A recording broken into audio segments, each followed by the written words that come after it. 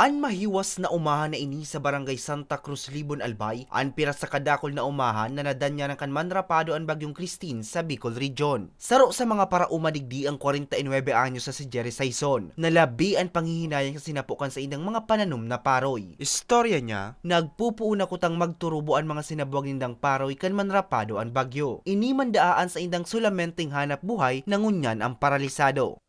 Itong siring na kaya no, buhay na si Paroy na naman kuta. Ang mayo na inabot ang baha. Siguro ngunyan mayo na ito, tunaw na.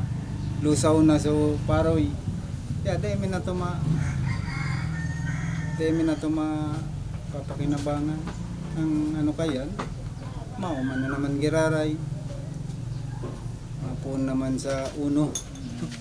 Sigon sa Department of Agriculture Bicol, nagbakol na sa 4.2 bilyong piso ang winalat na danyos kan bagyong Christine sa sektor nin agrikultura, kung saan 86,000 na paraoma asin parasira sa rehiyon ang apektado. 69,000 na ektarya naman ang naraot na umahan, mantang ang probinsya ng Camarines Sur ang may pinakadakulang danyos. Katakod kaini, siniguro naman kan ahensya na nakahanda sindang magtaong asistensya sa mga apektadong paraoma. Katunayan, total na 471 million pesos na hybrid rice seeds ang nakatalaan nindang i-distribuir. Nakatalaan man sindang manaonin mga corn as in vegetable seeds. Igwaman ng mga ipapanaong poultry as in livestock. Apisar kaini, igwaman sindang pigtagamang 24.41 million pesos indemnification funds para sa 2,600 na insured na parauma.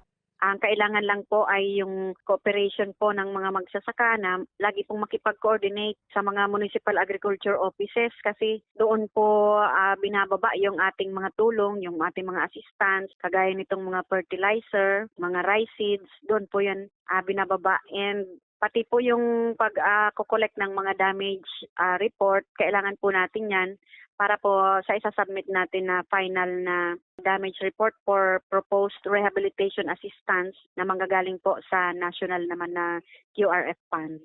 Lao man kang tagapagtaram na sa tabang kang sa indang mga asistensya, luway-luway na makakahaawas sa pagtios ang mga naapektara na parauma asin parasira sa Bicol Region. Para sa mga baretang tatak Bicol, Hercules Barbacena.